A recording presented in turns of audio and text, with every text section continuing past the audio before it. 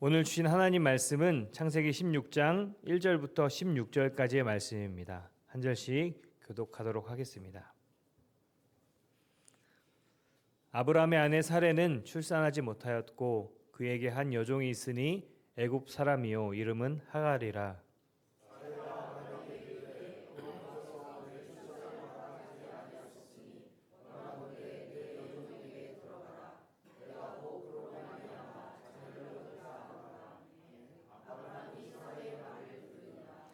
아브라함의 아내 사레가 그 여종 애굽 사람 하갈을 데려다가 그 남편 아브라함에게 첩으로 준 때는 아브라함이 가나안 땅에 거주한 지 10년 후였더라.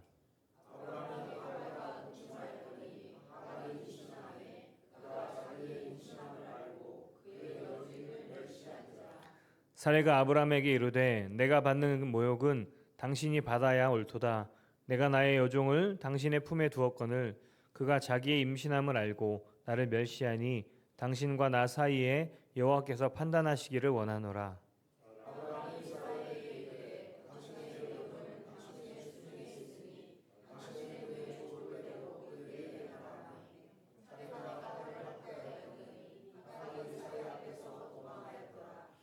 여호와의 사자가 광야의 샘물 곁 곧 술 길샘 곁에서 그를 만나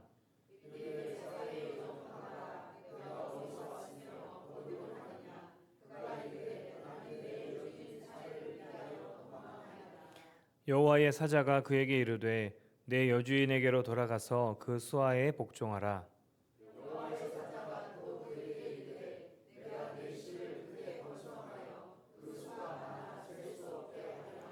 여호와의 사자가 또 그에게 이르되 내가 임신하였은즉 아들을 낳으리니 그 이름을 이스마엘이라 하라. 이는 여호와께서 내 고통을 들으셨음이니라.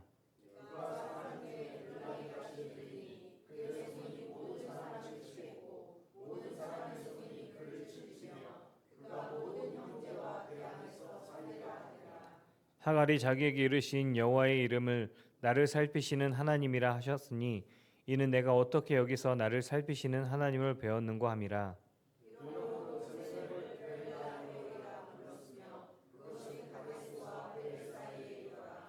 하갈이 아브라함의 아들을 낳음에 아브라함이 하갈이 낳은 그 아들을 이름하여 이스마엘이라 하였더라. 하갈이 아브라함에게 이스마엘을 낳았을 때에 아브라함이 86세였더라. 아멘. 하나님의 말씀입니다. 네, 오늘 제목의 말씀의 제목이 마침표가 아니라 쉼표입니다. 이런 제목을 참 오래간만에 정했는데요. 오늘 말씀 가운데서 하나님 주신 음성을 들으시길 바랍니다. 오늘 말씀은 이 창세기 16장입니다. 그런데 저희가 이 아브라함의 이야기를 계속 하고 있어요. 믿음의 조상입니다. 가장 본받고 싶고 가장 따르고 싶은 사람 아브라함인데 사실 그 아브라함의 인생 가운데서 오늘 16장의 이 말씀이 아주 특별한 의미가 있습니다. 왜 그런가 하면 사실 14장 말씀을 우리가 읽었을 때 그때 아브라함이 조카 롯이 잡혀갔을 때에 다메섹까지 쫓아가서 그 조카 롯을 구해오는 정말 멋진 끝까지 추적해서 그 사랑을 우리가 보았습니다. 끝까지 추적하는 사랑을 보았어요. 그 정도의 죽음을 각오한 믿음의 사람 아브라함을 보았습니다. 지난주에는 하나님께 직접 아브라함에게 다시 나타나셔서 하나님께서 너는 두려워하지 마라. 너는 내가 너의 방패가 될 것이고 내가 너의 상급이 될 것이다 라는 약속의 말씀을 다시 확인시켜주는 말씀을 지난주에 저희가 들었습니다. 위로와 격려의 말씀이지요. 자녀를 축복해 주시겠다고 자녀를 통해서 민족을 이루겠다고 약속은 하셨지만 아마 아브라함이 잘 믿어지지 않고 오히려 두려움 가운데 있는 그에게 밖으로 데려나가셔서 하늘의 별을 보게 하시면서 하늘의 별을 보라. 이 별과 같이 너희 자손을 풍성하게 할 것이다 라고 말씀하시고 바다의 모래와 같이 너희 자손이 풍성해질 것이다 라고 약속해 주시는 말씀을 지난주에 보았습니다. 다시 확인시켜 주셨어요. 잊어버리지 않도록. 더군다나 이 아브라함이 징표가 필요했던 모양입니다. 정말 잘 믿어지지 않는 영역이 있잖아요. 그 나이에 자손을 주시겠다라는 말씀이 잘 믿어지지 않는 영역이라 그런지 다시 하나님께서는 언약을 맺는 징표로 짐승을 쪼개서 놓는 그 자리에 그 가운데를 횃불로 지나가서 태우면서 횃불 언약을 맺는 장면, 지난주에 우리가 함께 말씀 보았던 말씀입니다. 도장을 꽝꽝 찍어가지고 정말 내가 너의 자손을 통해서 복을 내려줄 것이다. 너는 복의 근원이 될 것이다. 너를 통해서 많은 민족들이 복을 받게 될 것이다. 이렇게 약속을 해주셨어요. 얼마나 놀라운 약속이고 얼마나 놀라운 하나님의 축복인지 모릅니다. 그 일이 있고 나서 바로 오늘 우리가 맞이하는 이 16장을 맞이하게 됩니다. 근데 오늘 16장의 아브라함의 모습, 특히 또 그 안에 사라의 모습을 보면 정말 어쩌면 이럴 수 있을까 할 정도로 그 이전에 보았던 아브라함과 그 이전에 보았던 그 사라의 모습과는 전혀 다른 그러한 사람을 만나게 됩니다. 완전한 실패, 완전한 실수, 어찌 보면 정말 일반 사람도 그러지 않을 것 같다. 찌질한 모습까지 보여주는 장면이 오늘 나옵니다. 그 이유가 1절부터 나오게 되는데, 아브라함의 아내 사레는 출산하지 못하였고 그에게 한 여종이 있으니 애굽 사람이여 이름은 하갈이라. 이렇게 말씀이 시작이 됩니다. 여전히 아브라함의 아내 사레는 출산하지 못했습니다. 아직까지 아기를 갖지 못했죠. 아브라함의 나이가 86세이고 사라의 나이가 76세입니다. 약속한 자식이 없어가지고 실망하고 낙심하는 지금 상황입니다. 76세의 나이가 들었고 가뜩이나 약속은 했지만 더 나이만 들어가고 있는, 시간은 흘러가고 있는 이 시점에 놓여 있는 가운데서 사레가 오늘 2절에 이렇게 말씀합니다. 너무나 단정적으로 자기가 판단하고 말합니다. 여호와께서 내 출산을 허락하지 아니하였으니 원하건대 내 여종에게 들어가라. 아브라함에게 하는 말입니다. 하나님께 내 출산을 허락하지 않았다. 나는 이제 끝인 것 같다. 이제는 나는 안 되니까 여종을 통해서 자손을 얻게 하겠다라고 얘기를 합니다. 아마 사례가 별 생각을 다 했을 것 같아요. 아니 왜 약속해놓고 지금까지 들어주지도 않고 그런 약속을 왜 했을까? 라고 아마 하나님에 대한 의심도 있었을 겁니다. 아니면 내가 뭐 잘못한 게 있나? 내가 정말 잘못해가지고 하나님이 지금 이러고 있는 건가? 아니 하나님은 살아계시긴 한 건가? 원래 불가능한 일이잖아 이거는. 나로서는 자손을 볼 수 없는 지금 이 나이 늙어서. 그러니 안 되겠다. 내 종 하갈을 통해서라도 자녀를 얻게 하겠다라고 생각을 하고 결단을 합니다. 이렇게 보면 상황을 보면 이해가 됩니다. 사실은 그 나이에 약속은 있었지만 보이는 건 아무것도 없고 상식적으로 생각하면 이게 맞을 수 있어요. 다른 내 종을 통해서 자손을 얻게 하는 것이 맞을 수도 있어요. 그리고 그렇게 결정하는 사례가 그렇게 뭐가 잘못됐나라고 얘기할 수도 있을지 모르겠습니다. 그러나 이것은 그냥 하나님이 계시지 않을 때, 하나님이 여태까지 관계를 맺지 않은 상황이었다면은 뭐 그렇게 얘기해도 큰 문제가 없을 것 같아요. 그러나 하나님께서 분명하게 말씀하셨고 분명히 나타나셔서 관계 가운데서 얘기하셨는데도 불구하고 지금 그것에 대해서 전혀 아예 못 들은 사람과 같이 그렇게 결정하고 판단을 하고 있는 게 문제인 거지요. 하나님 계신데도 불구하고 마치 없는 분 같이 여기고 그냥 일반 상식선에서 합리적인 방법으로 이해할 수 있는 범주 내에서 결정을 합니다. 어찌 보면 우리 모든 세상 사람들 살아가는 방법이 결정이 다 여기에 있게 될지도 모르겠어요. 그런데 성경은 그렇게 결정하는 그 결정이 옳지 않다고 얘기를 합니다. 왜냐하면 하나님이 없는 분이었다면 그런 결정이 맞아요. 그런데 하나님이 계신 분이라면, 하나님이 계신데 분명히 계신 분이라면 그 결정은 너무나 잘못된 결정이죠. 성경은 내가 원하는 대로 결정하고 살아가고 그 뜻대로 나가는 것을 죄라고 말합니다. 사례가 잘못한 것 가운데서 사실 그렇게 결정한 것들도 그렇지만 사례가 단정적으로다가 짚고 넘어가서 말하고 있는 이 부분들을 우리 주목해 볼 필요가 있습니다. 합리화하기 위한 얘기인지 모르겠어요. 2절 말씀 보니까 여호와께서 내 출산을 허락하지 않았다 라고 단정적으로 얘기합니다. 하나님에 대해서 이제는 하나님도 허락하지 않으신 거야 단정적으로 마침표를 찍어버립니다. 내 생각의 판단에 의해서 하나님도 그러실 것이라고 아예 자기 스스로가 판단한 것으로 마침표를 찍어버려요. 하나님도 허락을 하지 않은 것이다. 정말 그렇습니까? 정말 마침표를 찍을 만한 그런 일입니까? 그렇지 않아요. 하나님은 언제나 마침표가 아니에요. 하나님은 언제나 우리가 마침표를 찍고 나서도 아니야, 그러므로 내가 계속 일할 거야. 쉼표를 찍어내시는 분이 하나님이십니다. 쉼표를 찍어내시는 분이에요. 지금은 출산하지 못해. 우리는 그렇게 마침표를 찍어버릴지 모르겠지만 하나님은 쉼표를 찍으신다는 거예요. 아니야, 하지만 내가 할 거야 라고 말씀하시죠. 아직 보이지 않아. 그러나 하나님께서는 지금 일하고 계셔. 아브라함도 사라도 나이가 많이 들었어. 이것이 자기들이 생각하는 마침표일 수 있습니다. 그러나 하나님께서는 쉼표를 찍으시며 하나님은 나이를 초월하시고 죽은 자를 살리시는 분이지, 없는 곳에서 있게 하신 분이시지. 여러분, 우리의 생각의 범주 가운데서 하나님을 추측하거나 하나님을 단정지어 말하는 죄를 우리가 범하지 말아야 합니다. 내가 상식선에서 하나님을 단정지어서는 안 됩니다. 원래 상한 갈대를 꺾어버려야 합니다. 상한 갈대는 꺾어줘야 합니다. 버려야 합니다. 꺼져가는 등불 꺼야 합니다. 상식선에서는 그렇습니다. 그런데 성경은 뭐라고 그럽니까? 상한 갈대를 꺾지 아니하며 꺼져가는 등불을 끄지 아니하고 진실로 정의를 시행할 것이다. 상하였다.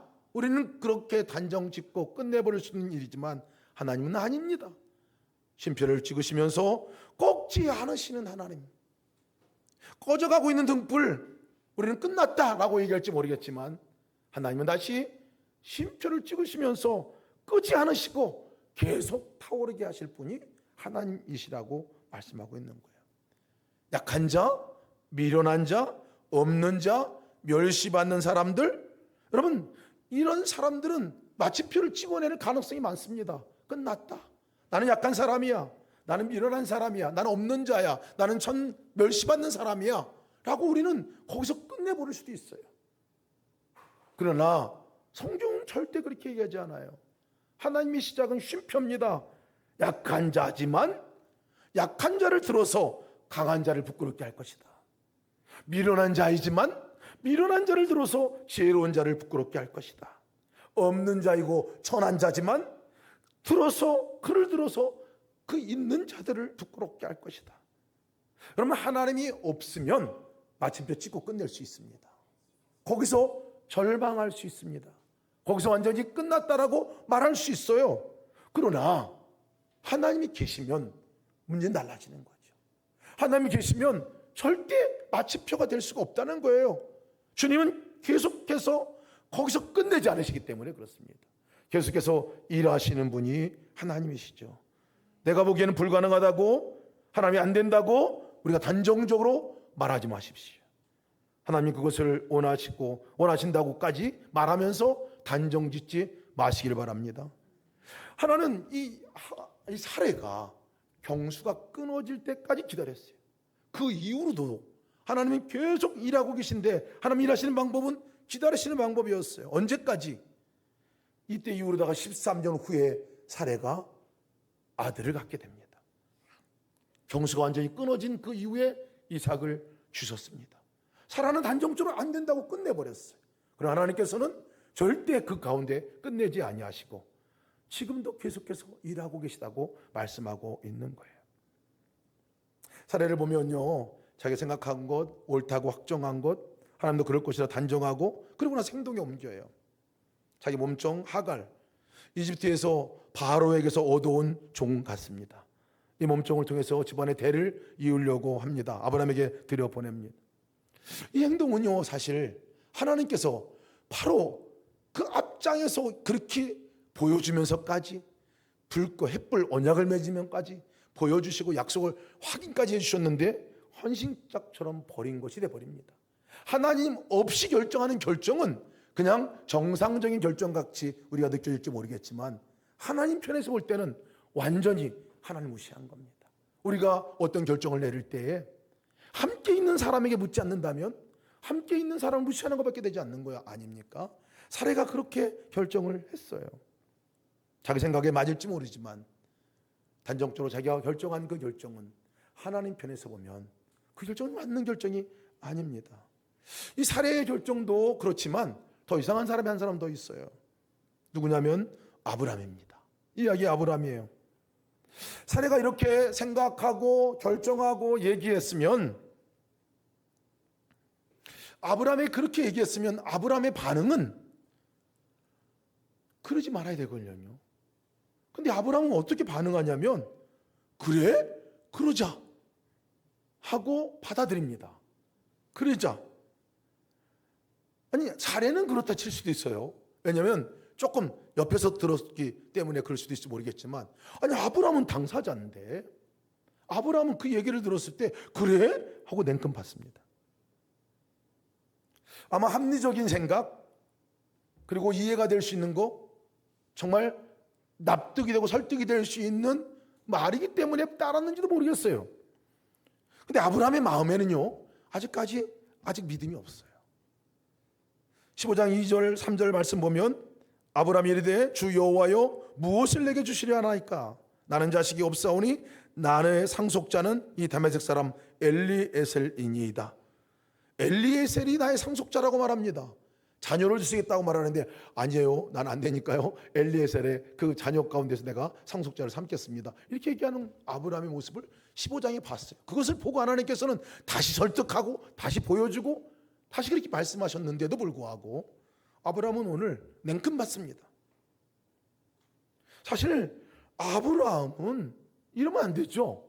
아브라함이 사례에게 아유 사례 그러면 안 되지. 하나님께서 다시 나한테 확인시켜 약속하신 거야.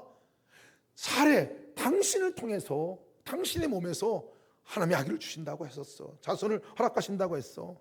이렇게 설득해야 하죠. 그 종을 몸종을 준다고 해서 냉큼 받는 이 아브라함은요 믿음이 없을 뿐만 아니라 또 어떻습니까?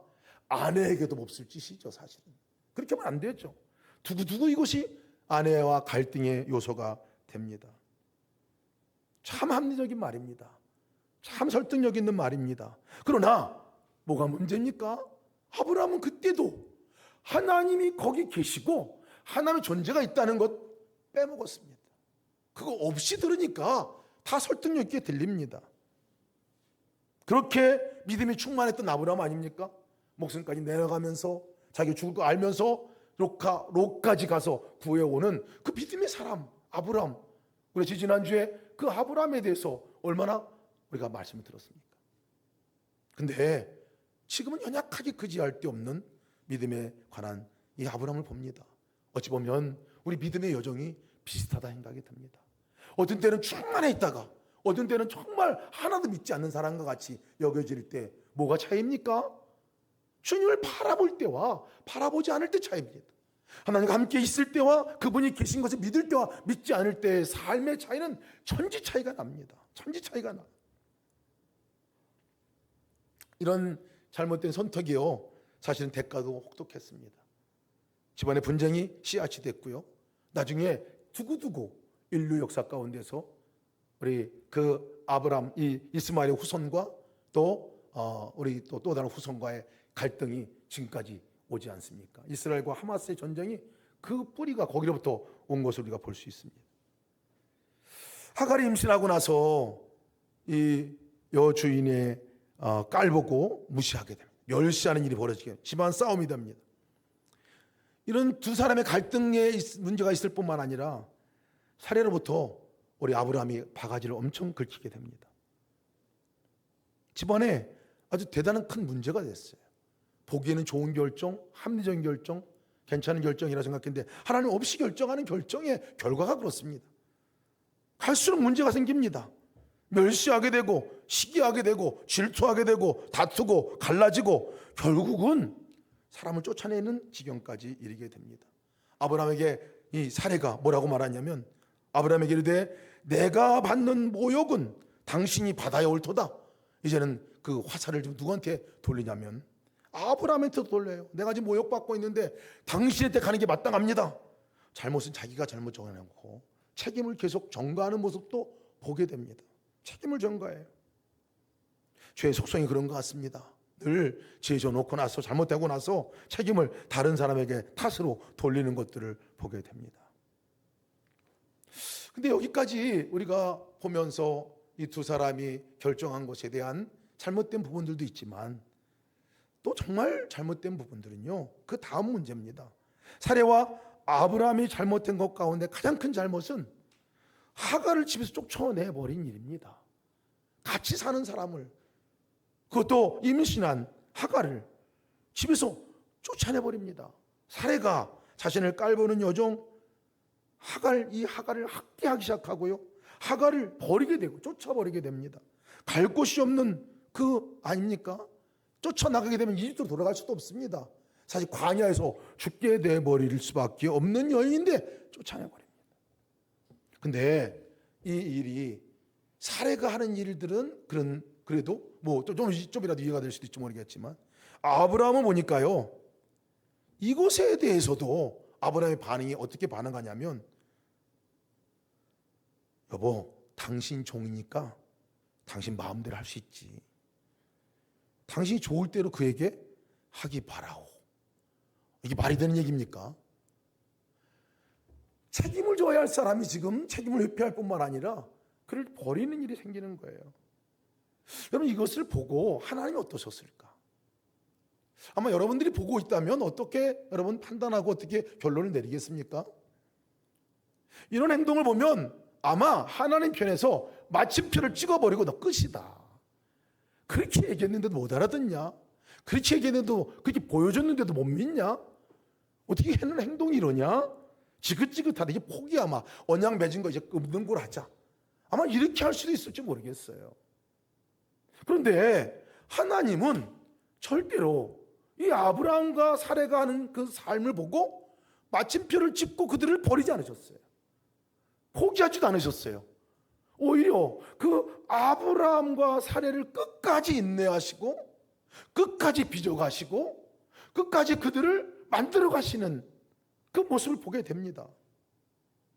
내치지 않으셨다는 거예요. 전혀 믿지 않는 사람도 그렇게 하기 어려운 행동들을 한 사람인데도 불구하고, 기본이 안 돼 있는 것 같이 느껴지는 그 행동을 했는데도 불구하고 하나님께서는 절대 마침표를 끊어 버리지 않으셨어요. 아브라함이 믿음이 좋아서 믿음의 조상 아브라함이 된 것이 아니라는 것을 알게 됩니다. 사람이 좋아서, 흠이 없어서, 하나님을 너무 잘 믿어서 그런 거 아니에요. 사실 아브라함 믿음의 조상이 될 수 있었던 것은 이 하나님이 끝까지 바라봐 주시고 끝까지 인내하시고 끝까지 버리지 않고 참으시고 끝까지 그를 빚어나가시는 그 하나님의 사랑과 하나님의 열심 때문이라는 것을 우리가 알 수 있습니다. 여러분, 이것이 아브라함의 얘기만입니까? 벌써 마침표를 찍어내고 너 끝이야 라고 말할 만한 이유가 우리 가운데도 얼마든지 있을 것 같습니다. 한 번도 하나님께서는 우리를 끊어버리거나 떠나거나 버리거나 포기하거나 하지 않으셨다는 거예요. 쉼표, 하나님께서 끝까지 계속해서 우리를 찾아오시고 떠나지 않으시고 하나님은 하나님의 일을 계속해서 해나가시는 것을 보게 됩니다. 결국 이삭을 허락하셨고 메시아 후손이 되었고 그곳에서 메시아가 나오는 놀라운 은혜. 그리고 많은 사람들이 그를 믿음의 조상이라고 부릅니다. 나중 되면은 어떻게 아브라함이 이런 믿음을 가질 수 있었을까 할 정도로 믿음의 사람이 되어져 갑니다.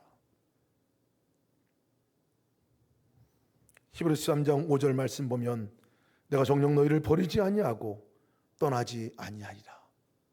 이 말씀은 잘하기 때문이 아니었습니다. 실수하고 넘어지고 또 자빠지고 쓰러지고, 근데 거기서 마침표를 하나님은 찍지 않으신다는 거예요. 그러나 내가 정녕 너희를 버리지 않고 내가 너를 떠나지 아니할 것이다 말씀하시죠. 하갈은 또 어떻습니까? 하갈 또한 실수하고 잘못한 사람입니다. 사례가 아브라함을 통해서 자녀를 생산하도록 자기를 맡겨주었으면 사실 종으로서 이런 은혜를 입은 사람이 된 것이면 감사해야죠. 감사하고 적어도 배은망덕한 행동은 하지 말아야죠. 임신하고 나서 아기를 갖고 나서 그 다음에 바로 행동을 취한 것이 뭐냐면 사례를 업신여기는 일이었습니다. 사례를 깔보는 일이었습니다. 자기 주인을 깔보고 업신여기는 일이었습니다. 사람의 마음이 그런 것 같습니다. 뭔가 내가 조금 더 잘 되면 이전 일 잘 기억 못합니다. 은혜 받은 일 잘 기억 못합니다. 금방 잊어버립니다. 조금만이라도 내가 나은 게 있으면 그거 얼른 자랑합니다. 우쭐합니다. 이것이 화근이죠. 관계 가운데 있어서도 죄는 다 이 교만에서, 문제는 다 이 교만으로부터 나오게 되는 것 같습니다. 이런 하갈이 완전히 쫓겨나게 되죠. 광야로 완전히 쫓겨나게 됩니다. 죽음의 땅, 사막으로 내몰리게 됩니다. 그런데 놀라운 것은 사라가 이곳에서 비로소 쫓겨난 그 죽음의 땅 그곳에서 비로소 하나님을 만나게 됩니다. 사라의 여종 하갈아, 내가 어디서 왔으며 어디로 가느냐? 사라에게 주시는 이 말씀을 들어요. 네가 어디로부터 와서 어디로 가느냐? 예, 저는 제 여주인 사라를 피하여 도망하고 있습니다 라고 얘기합니다. 절박한 마음이죠.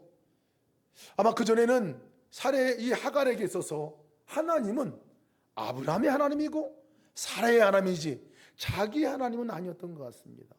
그런데 오늘 비로소 만나게 되죠. 음성을 듣게 되죠. 그때 천사가 다시 말합니다. 내 여주인에게로 돌아가서 그 수하에 복종하라 얘기합니다. 주시는 말씀이 사실은 좀 잔인한 말씀같이 들리기도 합니다. 죽을 것 같아서 나온 이 거기인데 다시 돌아가라고 합니다.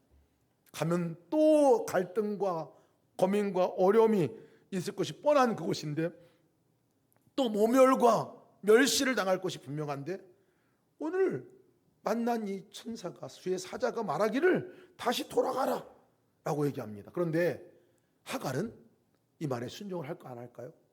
돌아갑니다. 돌아가요. 그에게 약속한 약속은 돌아가라. 그러면 내가 네 씨를 크게 번성하여 그 수가 많아 셀 수 없게 할 것이다. 내 아들을 낳게 될 것이다. 네 아들의 이름을 이스마엘이라 하라. 내가 네 고통을 덜어줬다. 내가 네 고통을 덜어준 그 이름을 아예 그렇게 정해라 라고 얘기를 해줍니다. 자리로 다시 돌아가라고 말합니다. 여러분, 하갈이 순종하고 돌아갑니다. 왜 여러분 돌아가라고 말했을까요? 왜 주의 사자가 돌아가라고 말했을까요? 왜? 도망하면 길이 없기 때문에 그렇습니다. 도망한다고 문제가 해결되지 않기 때문에 그렇습니다. 도망하면 그 자리가 도망가 있는 그 자리에 도망간 그 자리가 사막이고 그 자리가 죽음의 자리이기 때문에 그렇습니다. 여러분, 우리 삶 속에서도 보면 도망갈 일이 너무나 많아요. 보면 도망갈 일이 많아요. 도망가면 해결될 것 같은 문제들이 참 많습니다. 근데 도망간다고 해결되지 않습니다. 때로는 심정적으로나 때로는 실제 육체적으로나 아내가 남편으로부터 도망가고 싶을 때가 많이 있지요. 부모로부터 또 일하는 일터로부터 관계 속에서 어려움 가운데서 도망가고 싶을 때가 너무나 많고 도망하고 있을 때도 많습니다. 근데 도망가면 길이 없어요. 사실은 그 자리로 돌아가야 합니다. 왜? 돌아가야 사니까, 돌아가야 문제가 해결되니까. 근데 돌아가라는 이유가 또 한 가지 있습니다. 왜 돌아가라고 말하냐면요, 하갈이 집에서 나올 때는, 도망 나올 때는 혼자였습니다. 자기 혼자였어요. 혼자니까 도망 나온 거예요. 문제를 해결할 수 없으니까 도망 나온 거예요. 죽을 것 같으니까 도망 나온 거예요.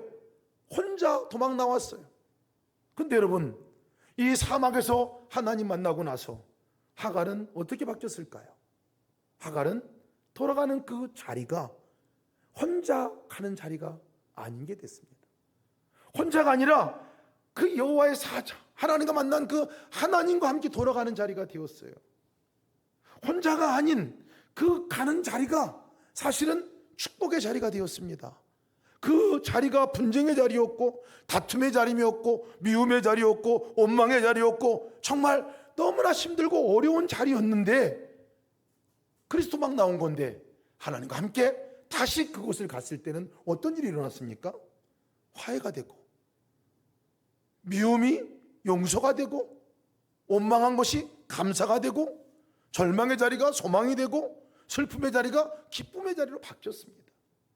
그곳에 가서 하갈이 이스마엘을 낳고 이 관계가 개선이 되었고, 하나님의 놀라운 축복을 받는 후손들이 이스마엘로부터 나왔다는 것을 성경 계속 말씀하고 있거든요.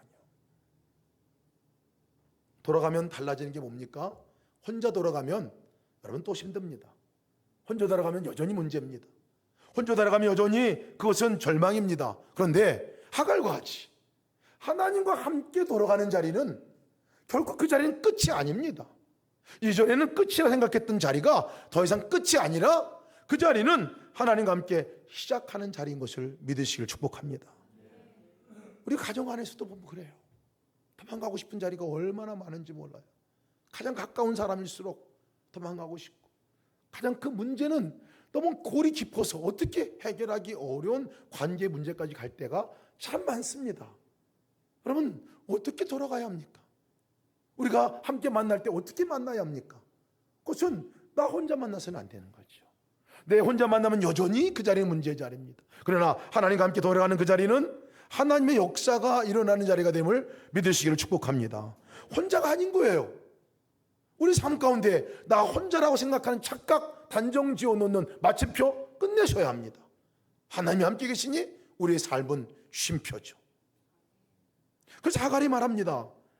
여호와의 이름을, 이 13절 말씀 보면 하갈이 자기에게 이르신 여호와의 이름을 나를 살피시는 하나님이라 하셨으니 이는 내가 어떻게 여기서 나를 살피시는 하나님을 배웠는고 하미노라.